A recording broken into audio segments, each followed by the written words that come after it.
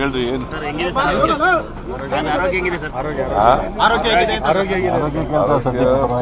ಪರವಾಗಿಲ್ಲ. ಸ್ವಲ್ಪ ಇನ್ನ ಕಾಲು 100% ಸರೋಗಿಲ್ಲ, 90% ಸರೋಗಿಲ್ಲ.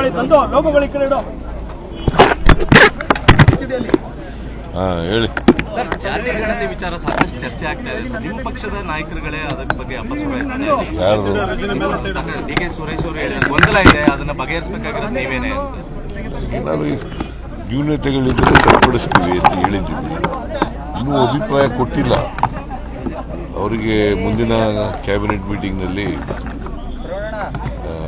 ಅವರ ಅಭಿಪ್ರಾಯಗಳನ್ನು ಹೇಳಿ ಅಂತ ಹೇಳಿದ್ದೀವಿ.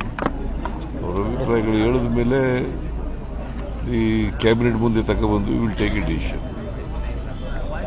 84ರ ಸಮೀಕ್ಷೆಯಲ್ಲಿ ಇದ್ದಂತ ಇದಕ್ಕೂ ವಿಚಾರಕ್ಕೆ ಈಗ ಬಹಳ ವ್ಯತ್ಯಾಸಗಳು ಕಾಣಿಸ್ತಾ ಇದೆ. ಮುಸ್ಲಿಮರು 90% ಹೆಚ್ಚಿಗೆ ಆಗಿದೆ, ಅದರಲ್ಲಿ ಲಿಂಗಾಯತರ ಜನಸಂಖ್ಯೆಯಲ್ಲಿ 8% ಮಾತ್ರ ಏರಿಕೆ ಆಗಿರೋದು. ಇದು ಜನಸಂಖ್ಯೆ ಕಡಿಮೆ ಆಗಿದೆ ಹೆಚ್ಚಾಗಿದೆ ಅಂತ ಸರ್ವೆನಲ್ಲಿ ಗೊತ್ತಾಯ್ತಾ? ಈಗ ಯಾವ ಆಧಾರದ ಮೇಲೆ ನಿನಗೆ ಹೇಳ್ತೀಯಾ? ನಿನಗೆ ಆಧಾರ ಏನಯ್ಯ? ಅಲ್ಲ, ನಿನಗೇನು ಆಧಾರ? 84ರಲ್ಲಿ ಏನಾಗಿತ್ತು? ಗಣತಿ ಆಗಿತ್ತಾ? ಆಗಿದೆ ಅಂತ ಹೇಳ್ತಾ ಇರೋದು. ಯಾರು ಹೇಳಿರೋರು?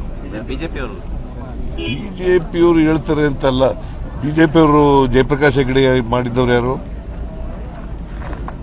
ಯಾವ ಪಾರ್ಟಿಯವರಯ್ಯ? ನಿನಗೆ ಗೊತ್ತಾ ಜಯಪ್ರಕಾಶ್ ಹೆಗಡೆ ಅಂತ ಯಾರು ಅಂತ? ಮತ್ತೆ ಅವರೇ ಕೊಟ್ಟಿರೋದಲ್ಲ ವರದಿ. ಮೆಂಬರ್ಗಳು ಅವರೇ ಮೆಂಬರ್ಗಳು ಅವರೇ ವರದಿ ಕೊಟ್ಟಿರೋದಲ್ಲಪ್ಪ.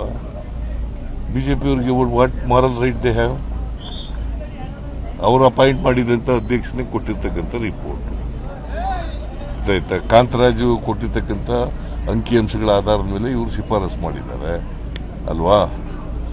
ನೋಡಿ, ಮಿನಿಸ್ಟ್ರಿಗಳೆಲ್ಲ ಅವರು ಅಭಿಪ್ರಾಯ ಹೇಳಿ ಆಮೇಲೆ ಕ್ಯಾಬಿನೆಟ್ನ ಮುಂದೆ ಇಟ್ಟು ವಿಲ್ ಟೇಕ್ ಎ ಡಿಸಿಷನ್.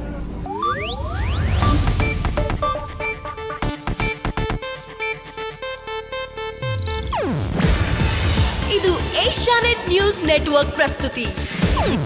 ನೀವು ನೋಡ್ತಿದ್ದೀರಾ ಏಷ್ಯಾನೆಟ್ ಸುವರ್ಣ ನ್ಯೂಸ್.